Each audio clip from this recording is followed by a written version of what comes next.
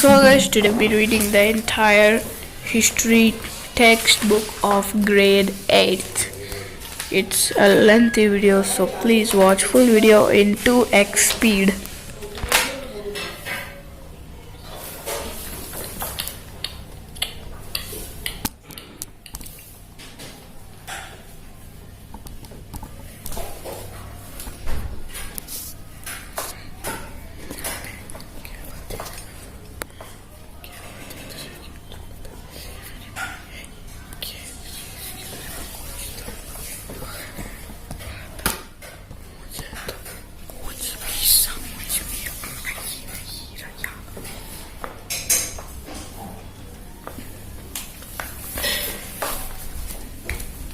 Period of transition. The 1400s mark of end of the Middle Ages. Life in 14th century Europe had been difficult with wars, peasants, revolts and Black Death. The old medieval order was dying and people were seeking something new in medieval times. The church had dominated the arts, education and learning. People had accepted what they were told without asking questions.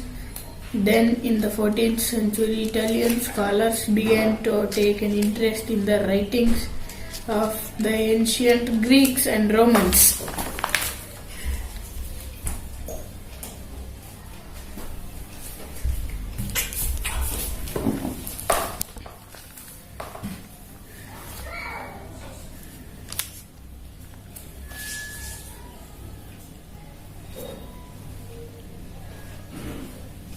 Ideas that passed into Europe from Byzantium and the Arab world, the period of transition from medieval to modern age.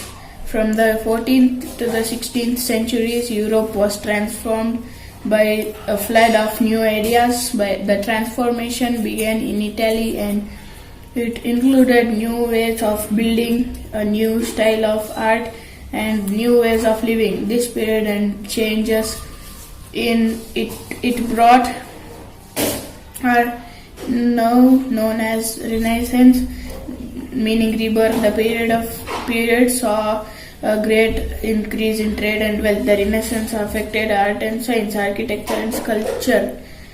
Ideas became more realistic, more human and less dominated by religion. Paintings and statues were more lifelike. Music explored new feelings and books asked real-life questions. Artists and writers were seen as important figures in society and they were supported by nobles and landlords. Printed books helped to spread new ideas. Scholars began asking new questions about society, laws, philosophy and religion. The Renaissance reached its peak in the 16th century, mainly in cities such as Venice, Florence, Antwerp and Haarlem. People looked closely at the world, making detailed scientific observations, collecting exotic objects and looking at new ideas. Three events are often picked out as marking the end of the medieval period and start of the modern age. They are the fall of the Constantinople in 1453, which ended the last traces of the Roman Empire, the development of printing in the 1450s, which made books available to anyone who could read, the first voyage of Christopher Columbus to the Americas in 1492. Sources of transition. The writings, materials, evidence or data is known as sources of history. History sources of information are typically classified into two broad categories: primary and secondary. Primary sources. A primary source provides direct or first-hand evidence about an event, object, person or work of art. Primary source materials can be written and non-written. Personal correspondence, work of art, literature and architecture, coins and tools, maps, paintings, artifacts, etc. For example, La Pieta masterpiece, Renaissance sculpture by Michelangelo reveals the Renaissance ideals of classical beauty with naturalism. Gerardus Mercator, the Flemish cartographer, created the first effective way of showing the world as a sphere on a flat surface. Mercator map of the world became the model for all the maps. Sundial graphic illustrations compass were some of the important primary source of Renaissance history. A secondary source, in contrast, lacks the immediacy of a primary record. They contain information that has been interpreted, commented, analyzed, or processed. History textbooks, dictionaries, encyclopedias, interpretive journal articles, and book reviews are all examples of secondary sources.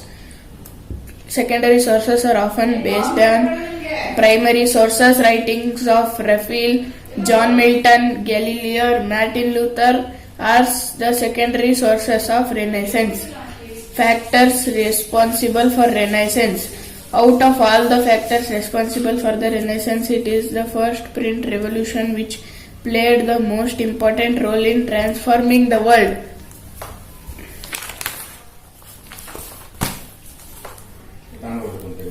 First, print popularized the ideas of enlightenment thinkers, collectivity. Their writings provided a critical commentary on tradition, superstition, and despotism. The writings of Voltaire and Rousseau were read widely, and those who read these books saw the world through new eyes that were questioning, critical, and rational. It transformed the lives of people, changing their relationship to information and knowledge and with institutions and authorities. It influenced popular perceptions and opened up new ways of looking at things.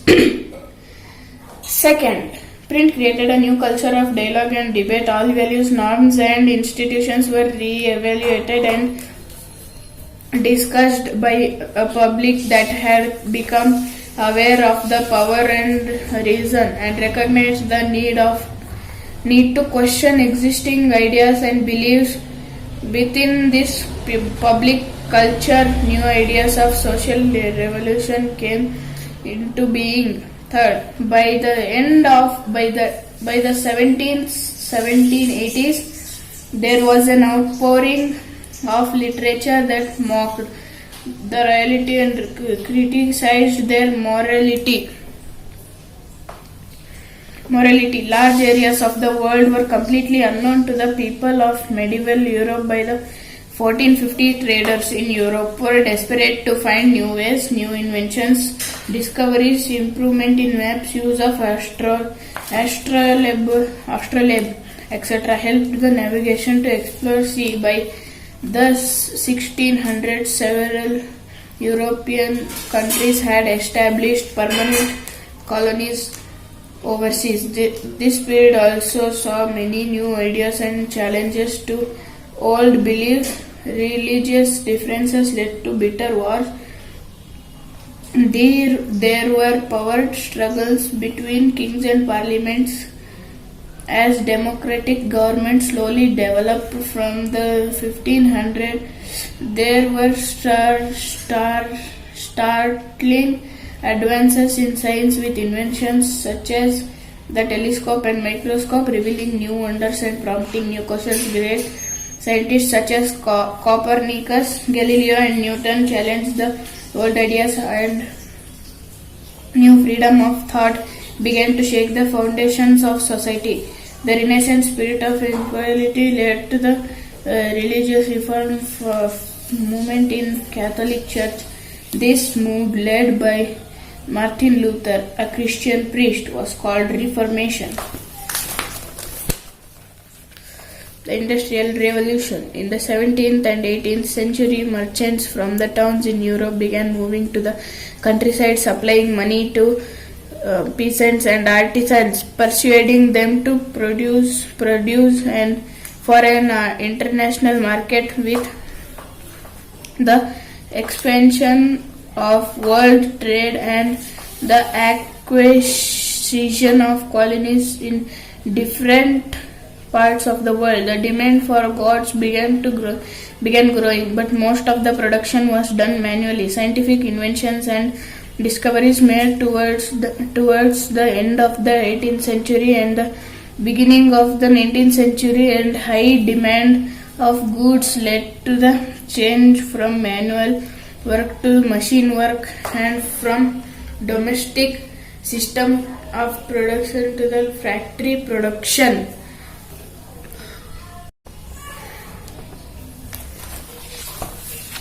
The Industrial Revolution began in England in about 1750 AD. During the 1600s, overseas exploration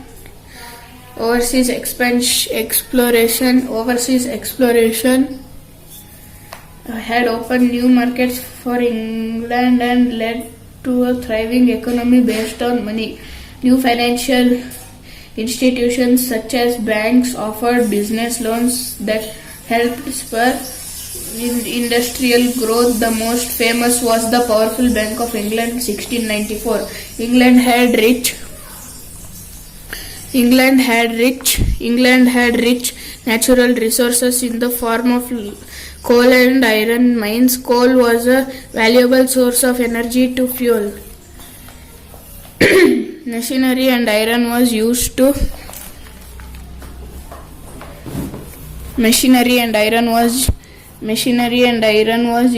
make machines. Products such as tools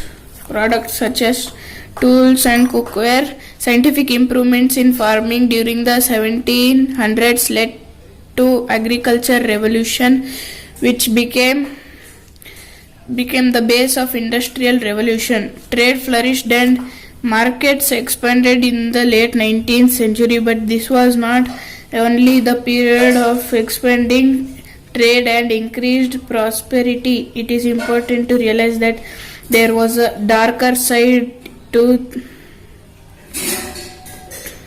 this process.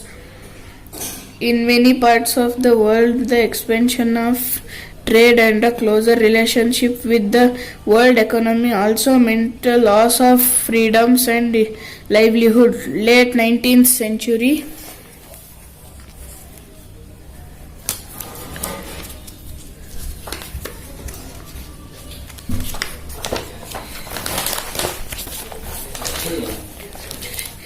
European conquest produced many painful economic, social and ecological changes through which the colonized societies were brought into the world economy. Impact of Industrial Revolution. Perhaps no other development in human history has had such far-reaching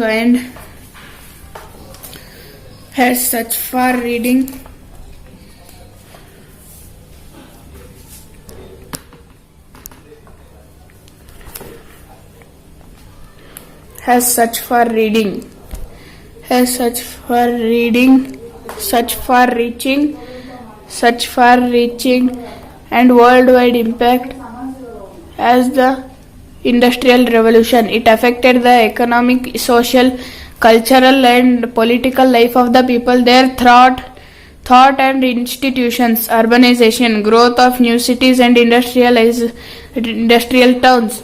Expansion of trade and commerce led to expansion of old cities and the growth of new towns near the factories.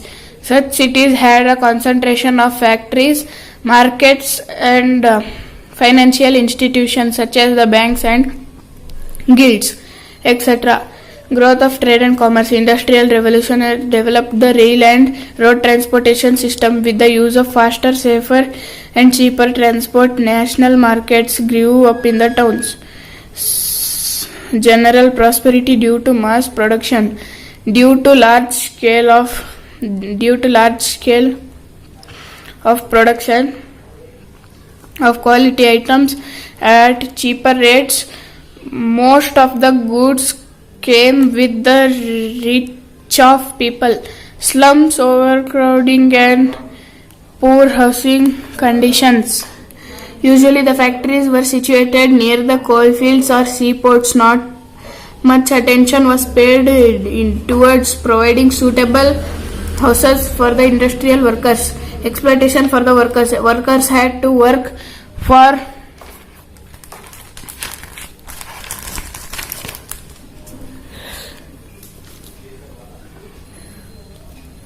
exploitation of the worker. Workers had to work hard for long hours under harsh conditions. Their wages were badly inadequate. Even women and children were engaged in the factories at lower wages. Imperialism. Industrial revolution gave rise to capitalism as a system of economy. Big industries producing goods at the mass scale and at cheaper rates converted the factories into more wage earners, while the factory owners made huge profits and assumed wealth. Another impact of industrial revolution and capitalism was the rise of imperialism, as the demand for the raw materials increased to enable the factories to run. The search for new colonies resulted in the growth and competitive imperialism. Imperialism means the system in which rich and powerful countries controlled and even occupied other nations to exploit their resources for their own economic and industrial benefits. The capitalist countries also sought new markets for the sale of their products, but they not only captured the markets in the country but the country itself. Thus a scramble for newer colonies arose, producing a mad competition among colonial powers. From 1870 to 1914 AD, almost all the countries of Asia and Africa had come under the control of one and the other imperial power.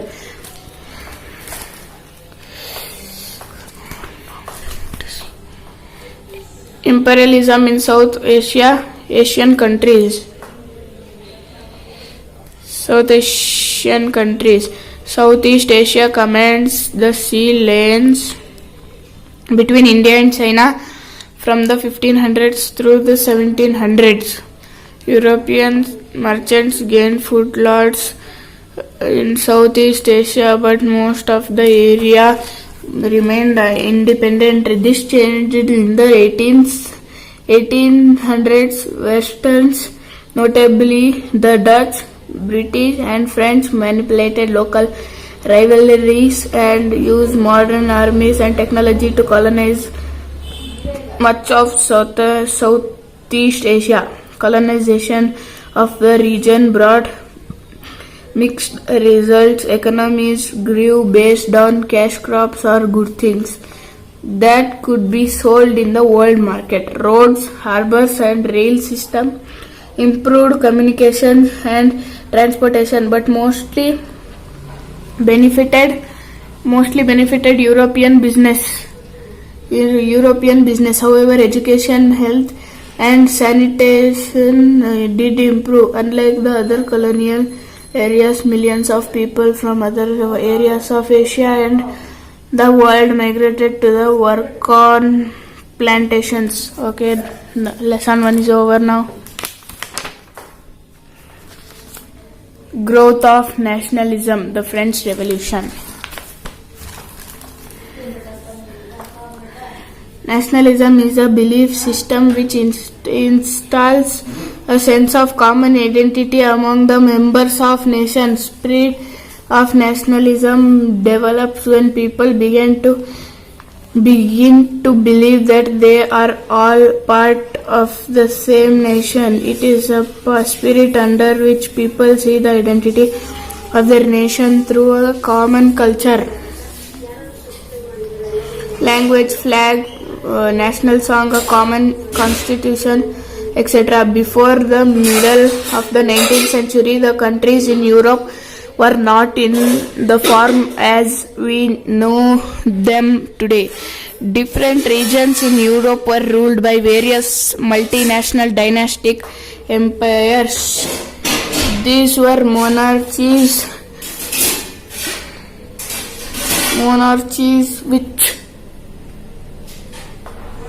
which enjoyed absolute power over their subjects. Various social, political and economic changes helped in developing the ideas of nationalism nationalism, the process of creation of national states began in 1789. With the French Revolution, it took about hundreds of years for the idea to gain concrete shape, which resulted in the formation of France as a democratic nation state. The French Revolution 1799 was a period of political and social upheaval and radical change.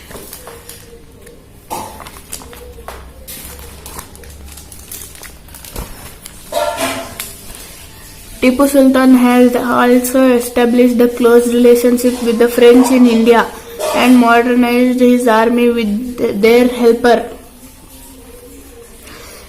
The company saw Hyder and Tipu as ambitious, arrogant and dangerous rulers who had to be controlled and crushed. 4 wars were fought with Mysore year 67 to 69, 80 to 84, 90 to 92 and 99. At last the Battle of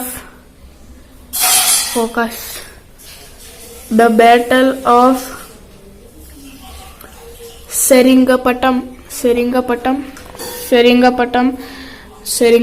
The company ultimately got a victory. Tipu Sultan was killed, defeating his capital Seringapatam. Mysore was placed under the farming ruler dynasty of Shivaji, the son of General Shah Jahan.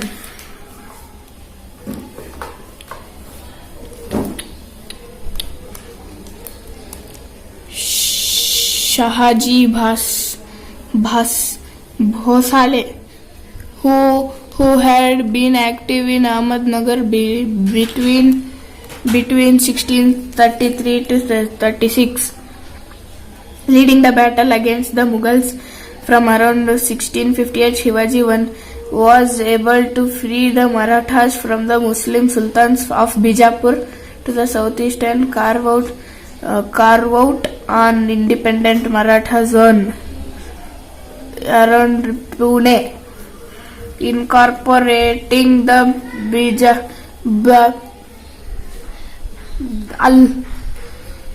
Bijapur and Golconda sultanates and some Mughal areas.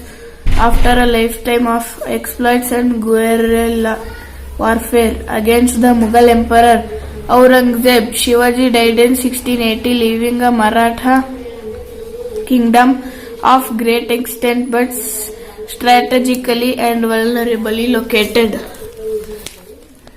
After Shivaji's death, effective power in the Maratha state was wielded by a family of Chitpavan Brahmanas who served Shivaji's successors as Peshwa or principals.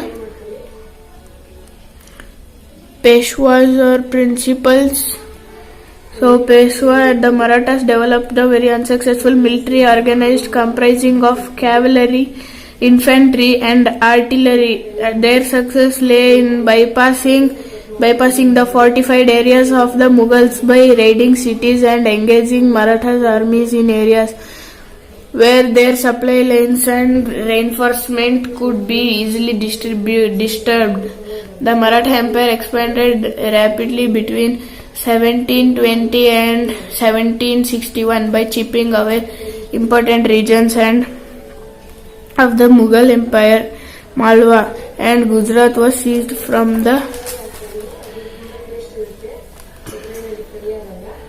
Mughals. By the 1730s, the Maratha Empire expanded almost in whole of the Deccan. Marathas used to levy Chauth and Sardesh Mukhi in the entire region. Chauth was 1/4 the total produce, whereas Sardesh Mukhi, Odisha, east into the Karnataka and Tamil countries. These were not directly alongside endless military campaigns. The Marathas developed an effective administrative system as well as once conquest had been completed and Maratha rule was secure. Revenue demands were gradually introduced, taking local conditions into account. Agriculture was encouraged and trade revived. This allowed Maratha chiefs, Sardars like Sindhia of Gwalior, Gaikwad of Baroda and Bhonsle of Nagpur the resources to raise powerful armies. Warehouse disarmed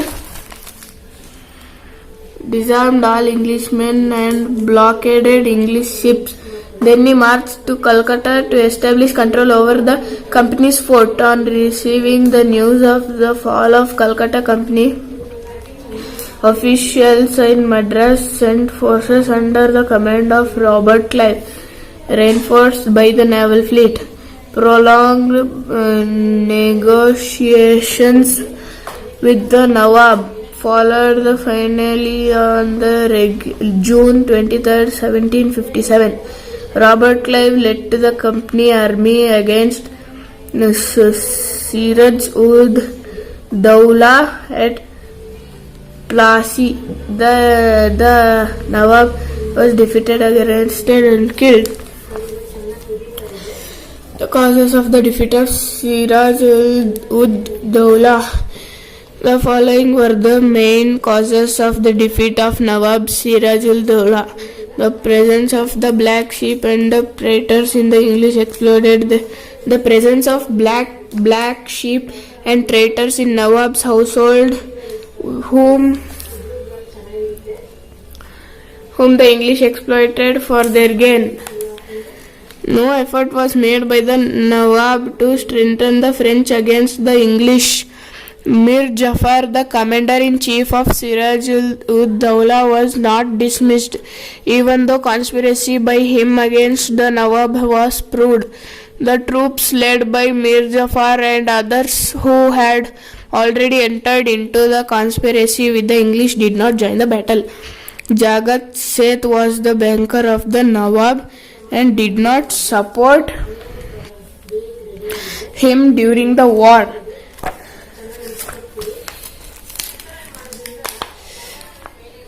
Ishwar Chandra Vidyasagar, a great Sanskrit scholar. Ishwar Chandra Vidyasagar was a great Sanskrit scholar.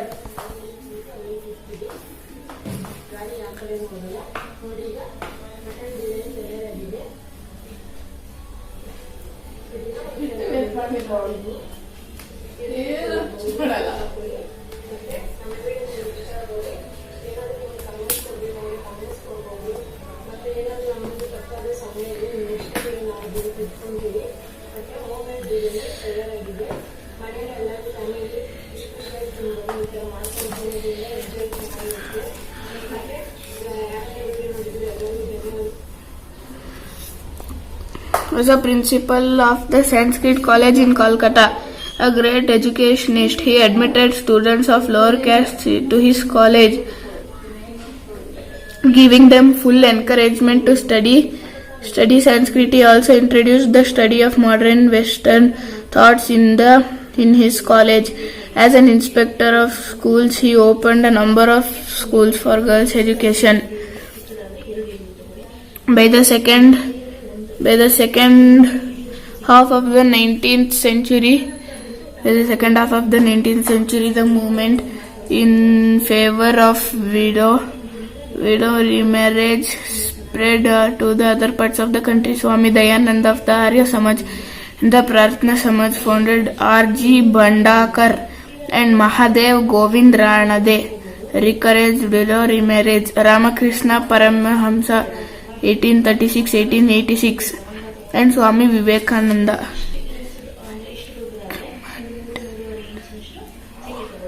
Ramakrishna Paramahamsa priest. One day a young lad of 18th century named Narendranath Datta came to meet Sri Ramakrishna. This meeting completely transformed him and he became his disciple. When his Guruji passed away in August 1886, Narendra took the vow of sannyas and also a new name by which the world knows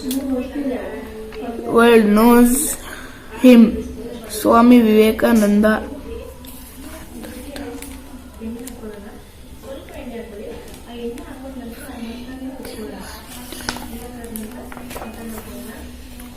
One A. Civics. Governing a country involves many activities. For example, the government is responsible for ensuring security to the citizens and providing facilities for education and health to all.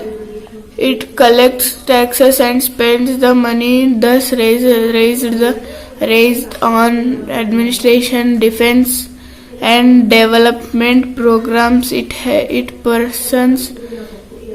Persons have to take decisions on how to go about these activities. Others have to implement these decisions. If imputes arise on the decisions or in their implementation, there should be someone who is to determine what is right and what is wrong. So to attend all these tasks, several arrangements had been made in all modern democracies. Such as arrangements are called institutions. A democracy works well when the instructions perform functions assigned to them. Institutions of the government. The Union government works through its three main organs: the legislature, the executive and the judiciary. Legislature, it consists on the representatives elected by the people with power to enact laws for the country.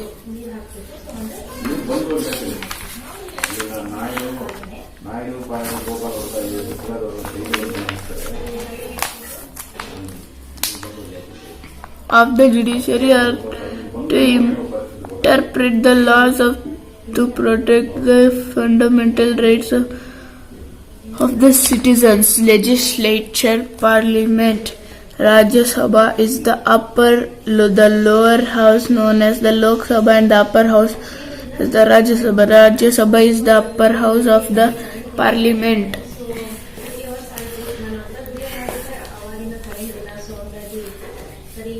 Upper house is fixed at the 250 members. Throughout present it has 245 seats. There are two categories of members. First, the elected members, and second are nominated members. The elected members, there are only 238 elected members who represent 29 states and 7 union territories, including the National Capital Territory, Delhi. Nominated members. Election to the Rajya Sabha. The representatives of the states in the Rajya Sabha are elected by the members of Legislative Assembly, that is the lower house of the state. State by means of proportional representation through the single transferable vote system. Rajya Sabha at present actually consists of as the President.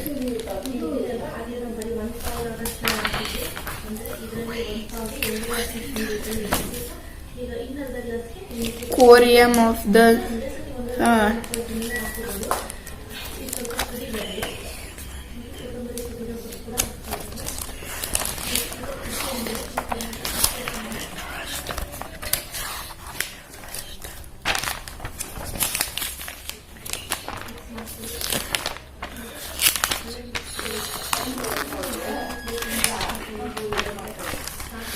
United Nations. The present century saw two world wars. Both the First World War 1914-1918 and the Second World War 1939 to 1945 brought in their wake death, destruction, famine, hunger, disease, poverty, and grief for millions of. The big powers did not fail in its objectives. The big powers did not sincerely trust each other. Hence there came a trust each other. Hence there came a Second World War in 1938. It was fought in the history of mankind, both in terms of human lives and resources. For the first time, atom bombs were used in this war. The birth of UNO. Leaders of the world were worried if another war broke out.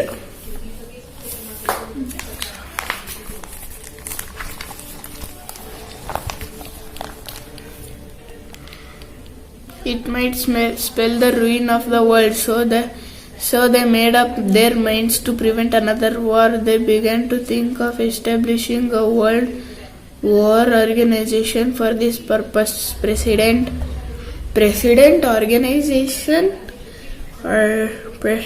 Roosevelt of USA and PM Winston Churchill of Britain suggested the formation of a world organization to ensure world peace. Following these leaders from the USA, Moscow in November 1943, they once again emphasized the need for the world organization to maintain world peace. This was followed by Dumbarton Oak near Washington in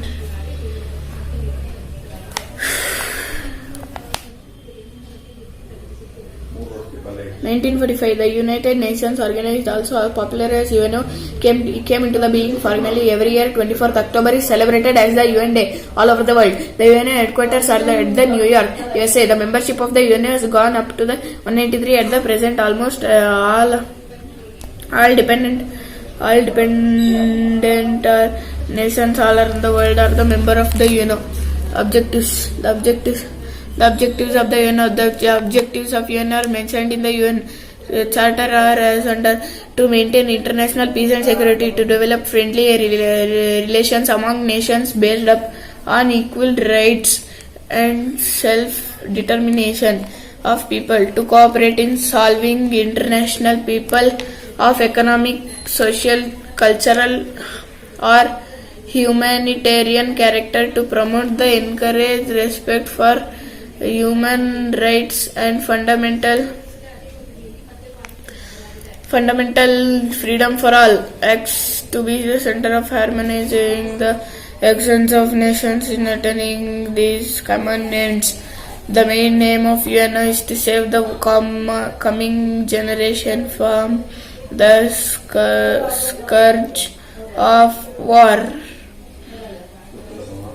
and to ensure peace in the world. Only a peaceful world can attain social progress.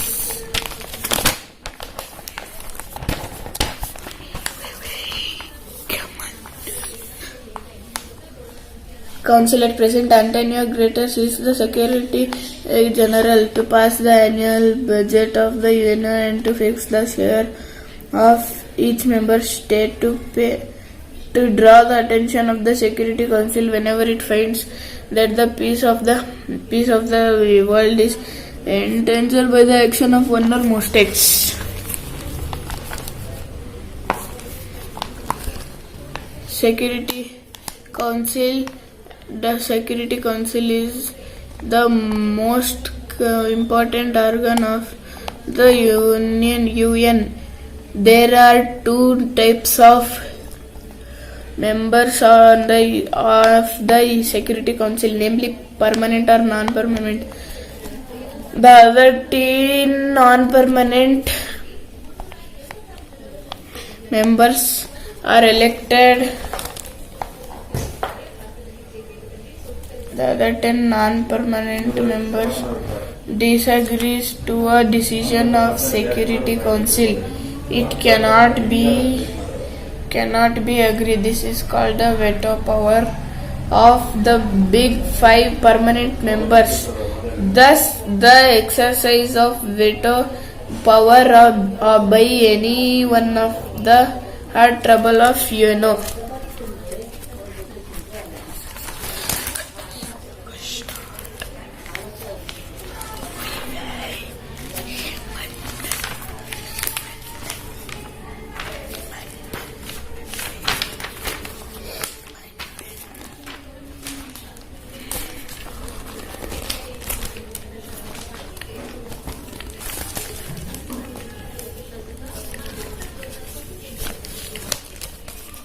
International Court of Justice.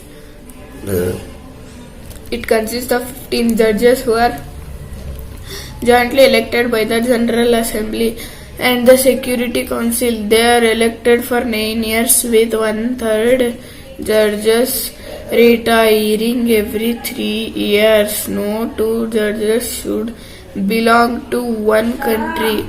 A retiring judge can be re-elected. The headquarters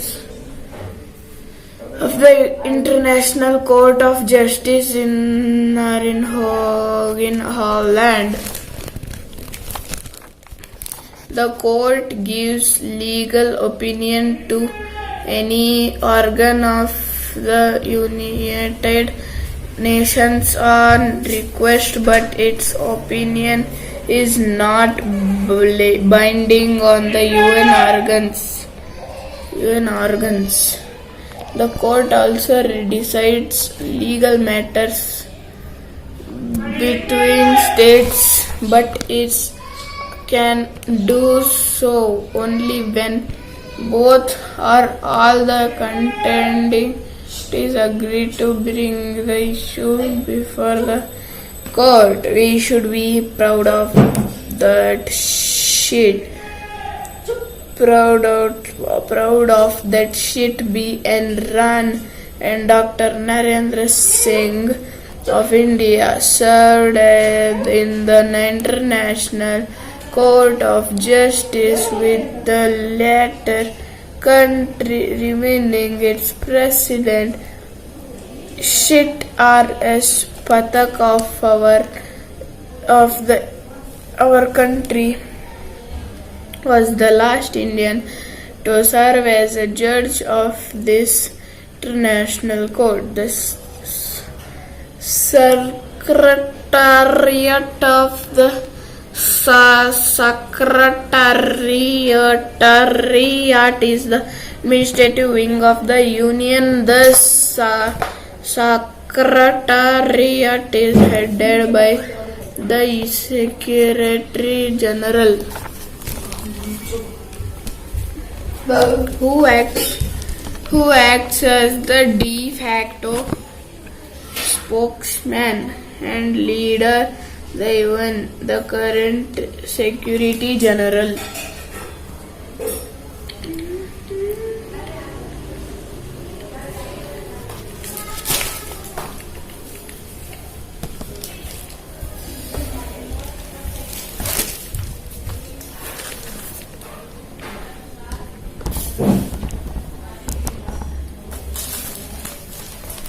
Consisting of all membership states of UNO, it has also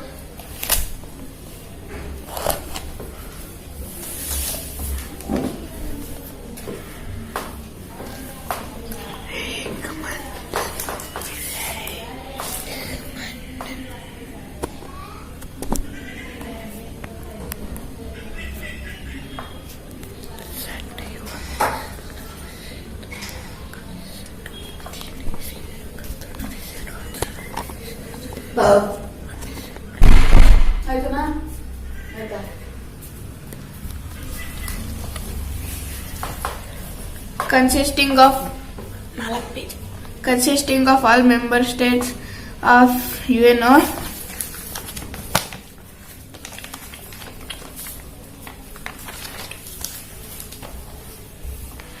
It has also the secretariat of its own headquarters of Paris. There is no Director General of UNESCO and an executive body of 50 members. Its main functions are as under: to promote knowledge, to promote adult education, to provide educational experts to member states, to secure cooperations of all member states, to go to promote science and technology to the benefit of all, to develop cultural cooperation and cordial relationship, the better understanding of one of another.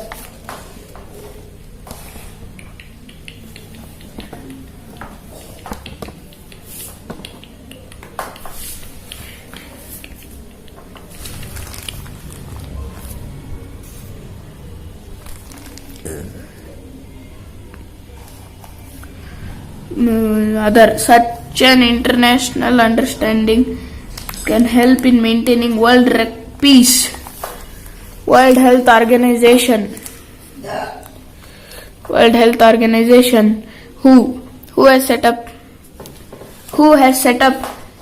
on 7th April 1948 with an objective to promote the mental and physical health of humanity. Its headquarters are in Geneva, Switzerland. It undertakes smallpox, plague, cholera and other diseases.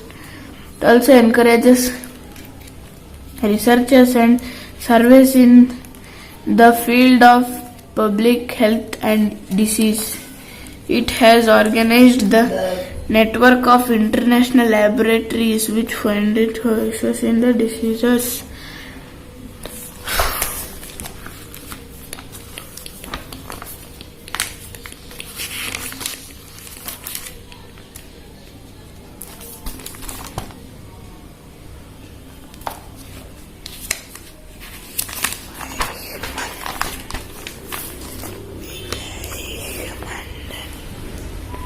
United Nations International Children's Emergency Fund, UNICEF.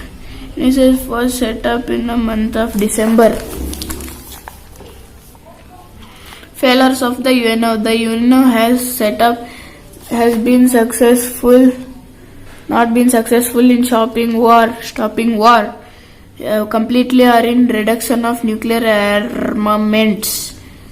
Its role in Vietnam, Bangladesh and Czechoslovakia has been less effective. The failure of the UN is mainly due to the suspension and jealousy and lack of cooperation among nations, especially the big powers. In fact, the failure of the UNO is the failure of these powers, not the UNO system. The hope of the world and the mankind lies in the strengthening of the UNO, its agencies and the UNO system.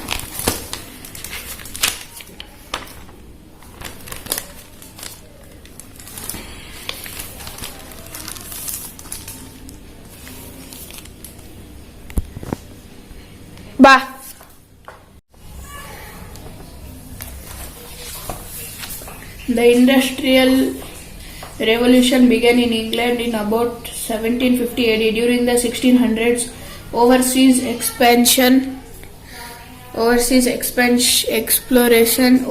exploration had opened new markets for England and led to a thriving economy based on money.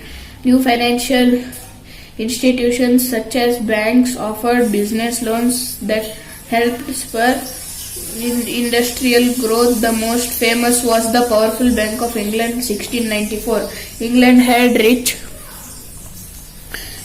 had rich natural resources in the form of coal and iron mines. Coal was a valuable source of energy to fuel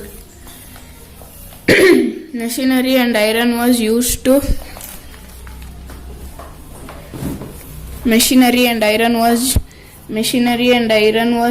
to make machines. Products such as tools and cookware, Scientific improvements in farming during the 1700s led to agriculture revolution, which became the base of industrial revolution. Trade flourished and markets expanded in the late 19th century, but this was not only the period of expanding trade and increased prosperity. It is important to realize that there was a darker side to this process. In many parts of the world, the expansion of trade and a closer relationship with the world economy also meant the loss of freedoms and livelihood. Late 19th century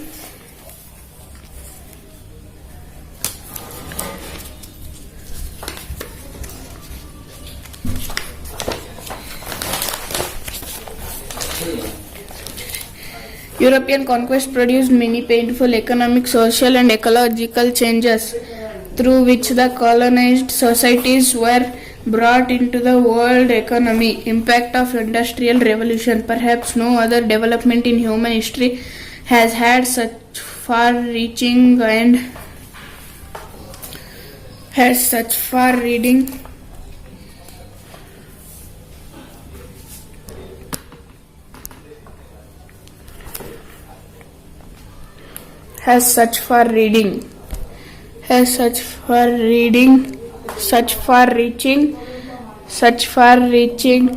and worldwide impact as the Industrial Revolution. It affected the economic, social, cultural and political life of the people, their thought and institutions, urbanization, growth of new cities and industrial towns, expansion of trade and commerce led to expansion of old cities and the growth of new towns near the factories.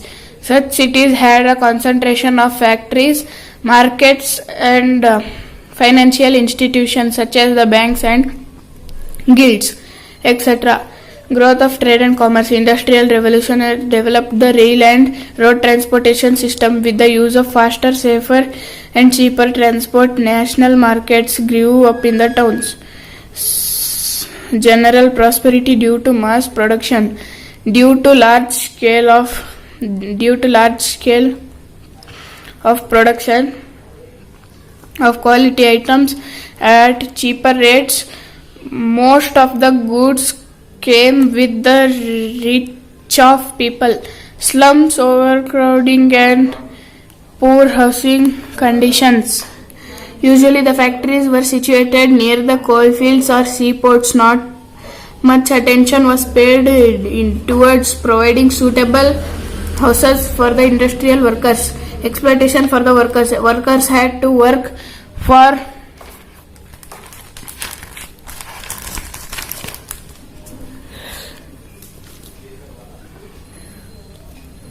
exploitation of the worker. Workers had to work hard for long hours under harsh conditions. Their wages were badly inadequate. Even women and children were engaged in the factories at lower wages. Imperialism.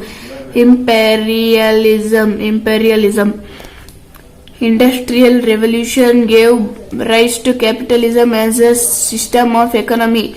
Big industries producing goods at the mass scale and at cheaper rates converted the factories into more wage earners, while the factory owners made huge profits and assumed wealth.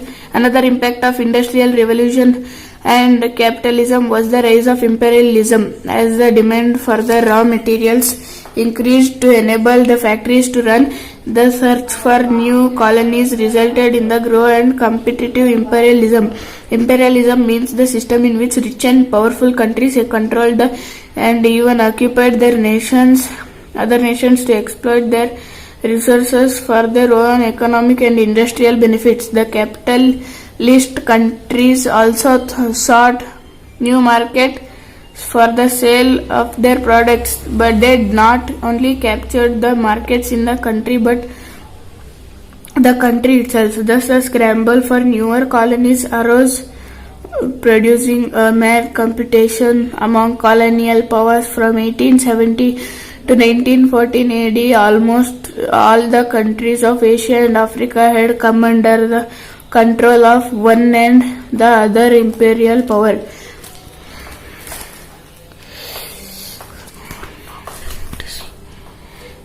Imperialism in South Asia, Asian countries. Southeast Asia commands the sea lanes between India and China from the 1500s through the 1700s. European merchants gained footholds in Southeast Asia, but most of the area remained independent. This changed in the 1800s. Westerns, notably the Dutch, British and French, manipulated local rivalries and used modern armies and technology to colonize much of Southeast Asia. Colonization of the region brought mixed results. Economies grew based on cash crops or good things that could be sold in the world market. Roads, harbors and rail system improved communication and transportation, but mostly benefited European business. However, education, health and sanitation did improve. Unlike the other colonial areas, millions of people from other areas of Asia and the world migrated to the work on plantations. Okay, lesson 1 is over now. Growth of nationalism, the French Revolution. Nationalism is a belief system which installs a sense of common identity among the members of nations. Spirit of nationalism develops when people begin to believe that they are all part of the same nation. It is a spirit under which people see the identity of their nation through a common culture, language, flag, national song, a common constitution, etc. Before the middle of the 19th century, the countries in Europe were not in the form as we know them today. Different regions in Europe were ruled by various multinational dynastic empires. These were monarchies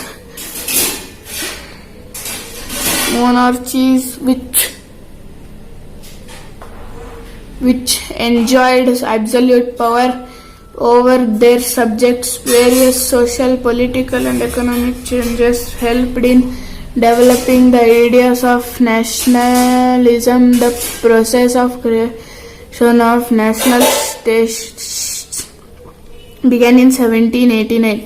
With the French Revolution, it took about hundreds of years for the idea to gain concrete shape, which resulted in the formation of France as a democratic nation state. The French Revolution 1799 was a period of political and social upheaval and radical change.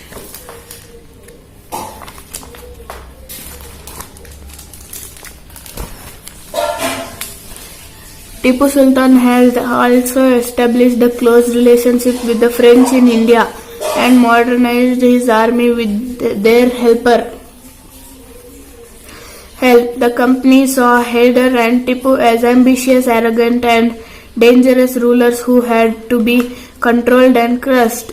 4 wars were fought with Mysore year 67 to 69, 80 to 84, 90 to 92 and 99. At last the Battle of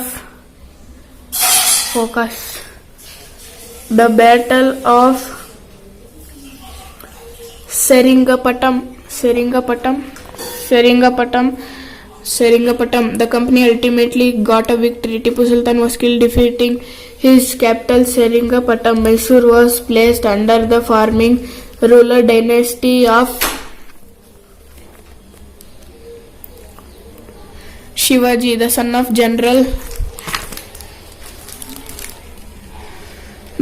General Shah Jahan.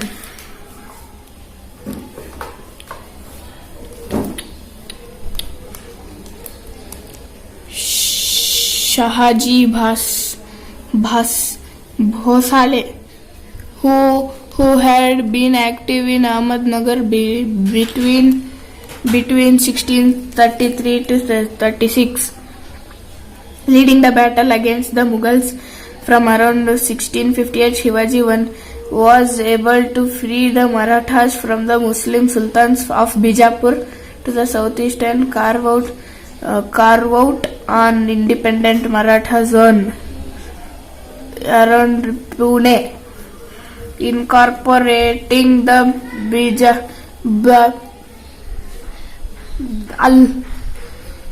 Bijapur and Golconda sultanates and some Mughal areas.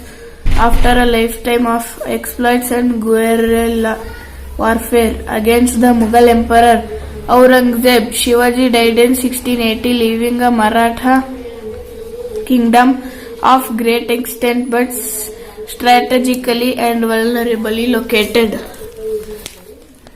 After Shivaji's death, effective power in the Maratha state was wielded by a family of Chitpavan Brahmanas who served Shivaji's successors as Peshwa or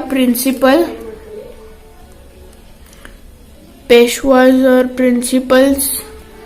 So Peshwa and the Marathas developed a very unsuccessful military organized comprising of cavalry, infantry and artillery. Their success lay in bypassing the fortified areas of the Mughals by raiding cities and engaging Marathas armies in areas where their supply lines and reinforcement could be easily disturbed. The Maratha Empire expanded rapidly between 1720 and 1761 by chipping away important regions of the Mughal Empire. Malwa and Gujarat was seized from the Mughals. By the 1730s, Mughals by the 1720. By the 1730s, the Maratha Empire expanded almost in whole of the Deccan. Marathas used to levy Chauth and Sardesh Mukhi in the entire region. Chauth was 1/4 the total produce, whereas Sardesh Mukhi Odisha east into the Karnataka and Tamil countries. These were not directly alongside endless military campaigns.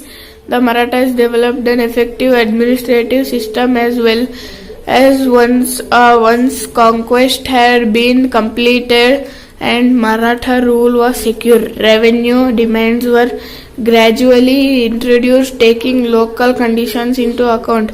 Agriculture was encouraged and trade revived. This allowed Maratha chiefs, Sardars like Sindhia of Gwalior, Gaikwad of Baroda and Bhonsle of Nagpur the resources to raise powerful armies. Warehouse disarmed all Englishmen and blockaded English ships. Then he marched to Calcutta to establish control over the company's fort. On receiving the news of the fall of Calcutta Company, officials in Madras sent forces under the command of Robert Clive, reinforced by the naval fleet. Prolonged negotiations with the Nawab followed finally on the June 23, 1757. Robert Clive led the company army against Siraj ud Dowlah at Plassey. The Nawab was defeated, arrested and killed. The causes of the defeat of Siraj ud Dowlah. The following were the main causes of the defeat of Nawab Siraj ud Dowlah. The presence of the black sheep and the traitors in the English exploited the presence of black sheep and traitors in Nawab's household, whom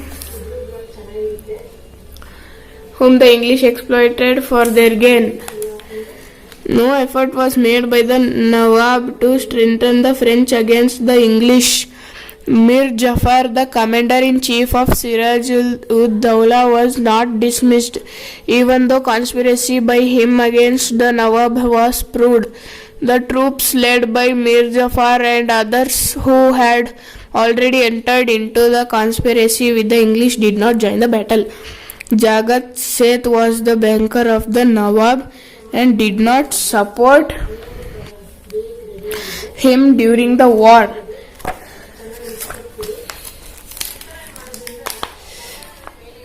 Ishwar Chandra Vidyasagar.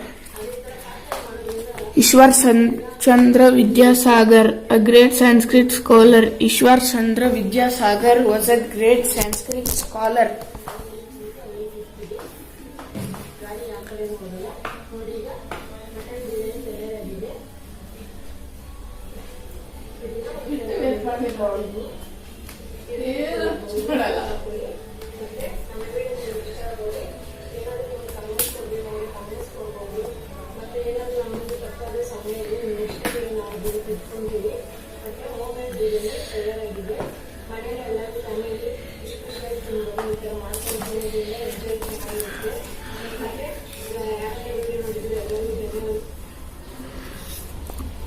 Was a principal of the Sanskrit College in Kolkata. A great educationist, he admitted students of lower caste to his college, giving them full encouragement to study Sanskrit. He also introduced the study of modern Western thoughts in his college. As an inspector of schools, he opened a number of schools for girls' education. By the second half of the 19th century, the movement in favor of widow remarriage spread to the other parts of the country. Swami Dayananda of the Arya Samaj and the Prarthana Samaj founded R.G. Bhandakar and Mahadev Govind Ranade encouraged widow remarriage. Ramakrishna Paramahamsa 1836-1886 and Swami Vivekananda.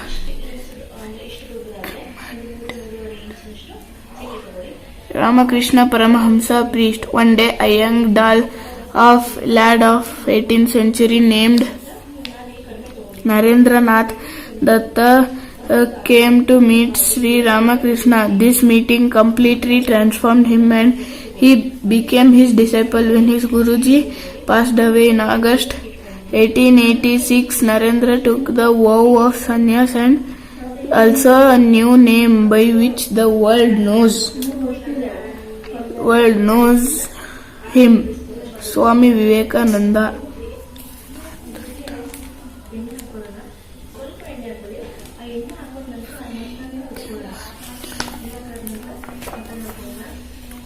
(1A) Civics. Governing a country involves many activities. For example, the government is responsible for ensuring security to the citizens and providing facilities for education and health to all. It collects taxes and spends the money thus raised on administration, defense and development programs. Persons have to take decisions on how to go about these activities. Others have to implement these decisions if imputes arise on decisions or in their implementation, there should be someone who is to determine what is right and what is wrong. So, to attend all these tasks, several arrangements had been made in all modern democracies. Such as arrangements are called institutions. A democracy works well with when the instructions perform functions assigned to them. Institutions of the government. The Union government works through its three main organs: the legislature, the executive, and the judiciary. Legislature, it consists of on the representatives elected by the people with power to enact laws for the country.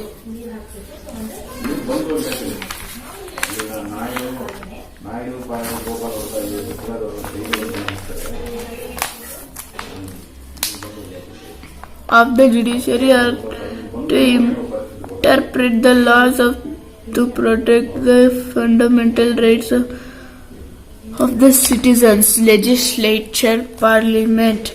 Rajya Sabha is the lower house known as the Lok Sabha, and the upper house is the Rajya Sabha. Rajya Sabha is the upper house of the Parliament.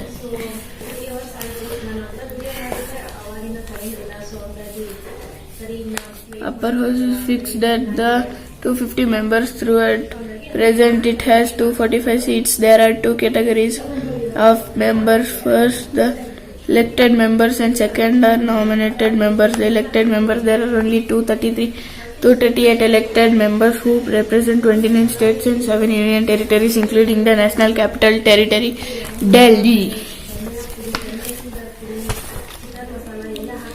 Nominated members. Election to the Rajya Sabha. The representatives of the states in the Rajya Sabha are elected by the members of Legislative Assembly, that is the lower house of the state.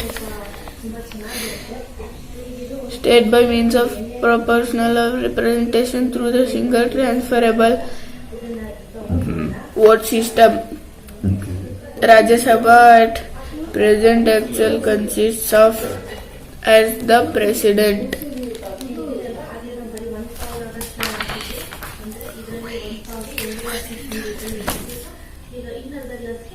Quorum of the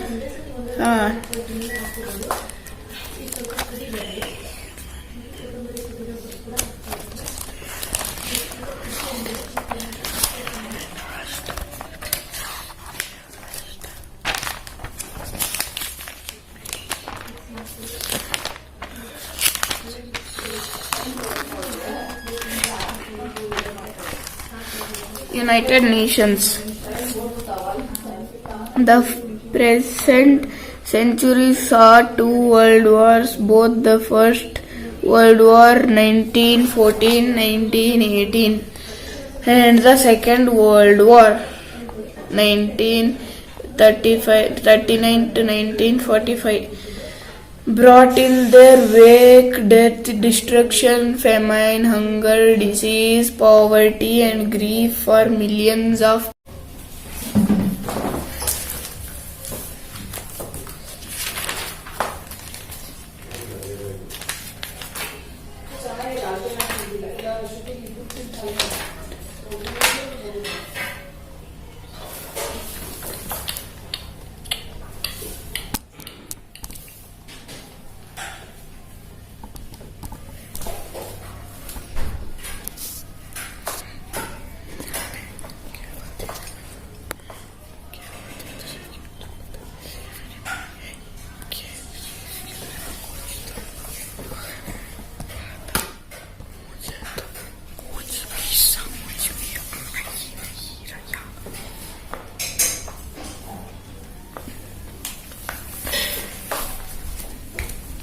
period of transition. The 1400s mark of end of the Middle Ages. Life in 14th century Europe had been difficult with wars, peasants, revolts, and Black Death.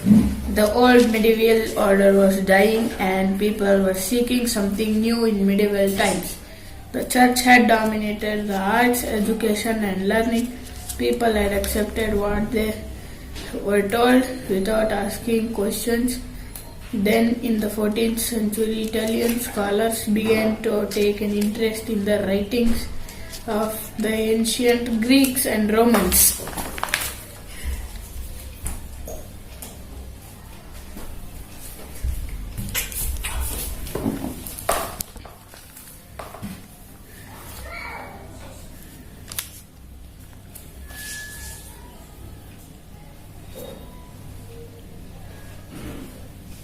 Ideas that passed into Europe from Byzantium and the Arab world, the period of transition from medieval to modern age.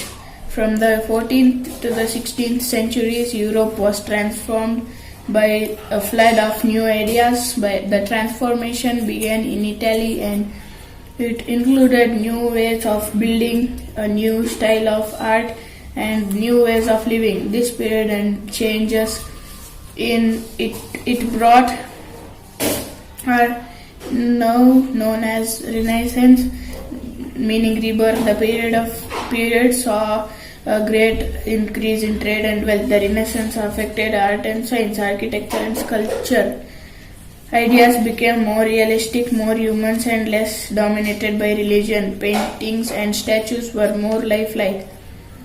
Music explored new feelings, and books asked real-life questions. Artists and writers were seen as important figures in society, and they were supported by nobles and landlords.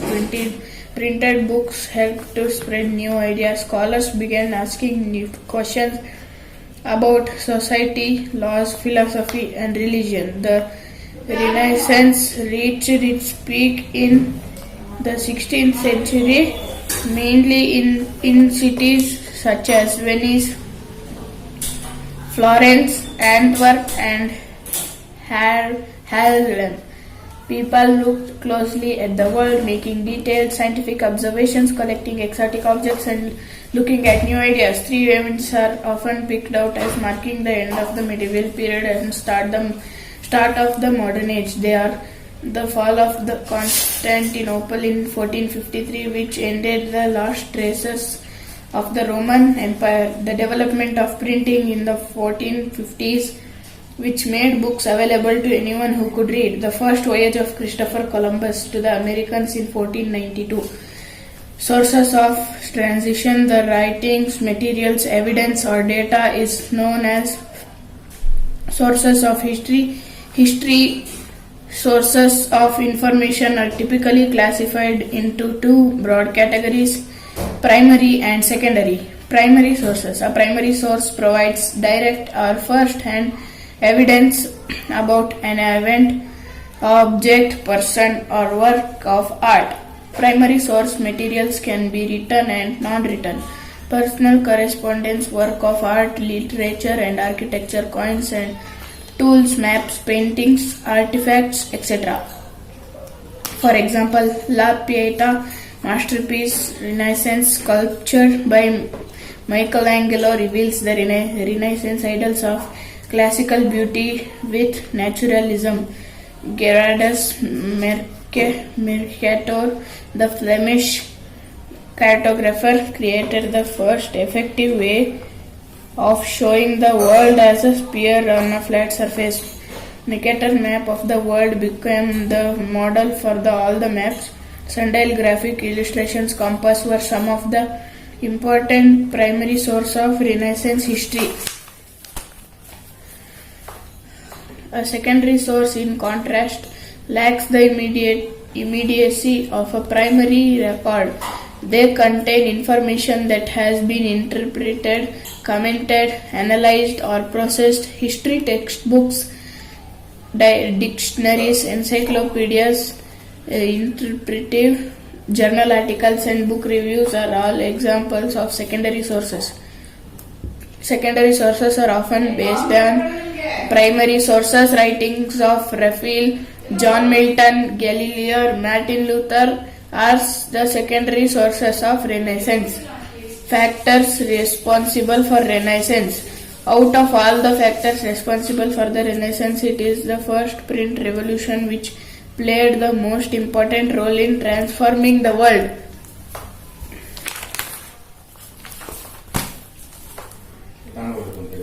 First, print popularized the ideas of enlightenment thinkers collectivity. Their writings provided a critical commentary on tradition, superstition, and despotism.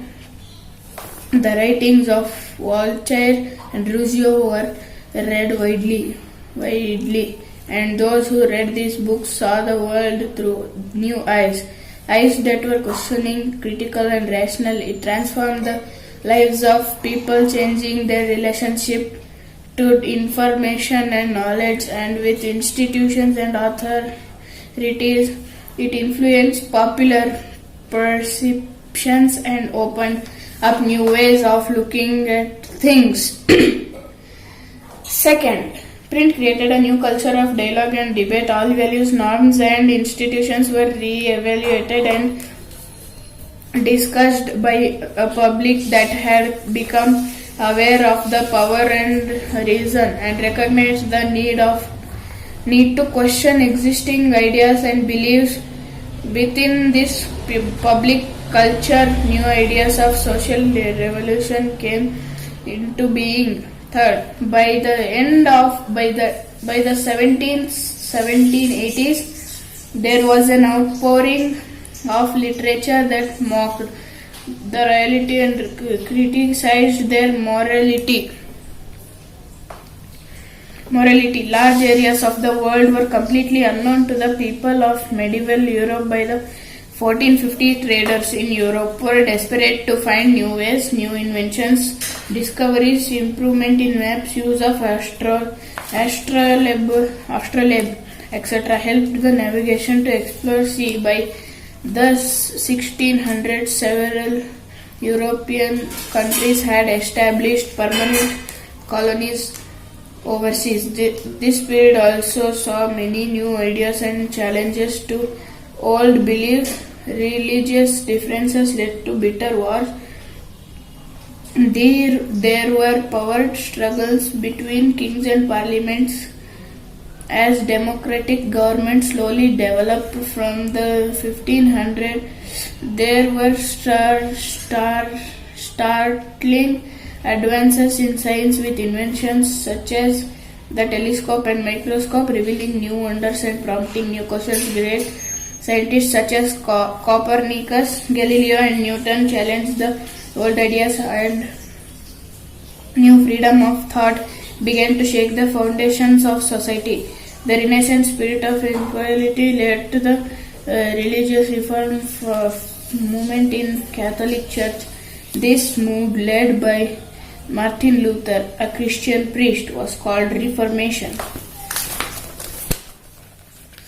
The Industrial Revolution. In the 17th and 18th century, merchants from the towns in Europe began moving to the countryside, supplying money to peasants and artisans, persuading them to produce and for an international market. With the expansion of world trade and the acquisition of colonies in different parts of the world, the demand for goods began growing, but most of the production was done manually. Scientific inventions and discoveries made towards the end of the 18th century and the beginning of the 19th century, and high demand of goods led to the change from manual work to machine work, and from domestic system of production to the factory production.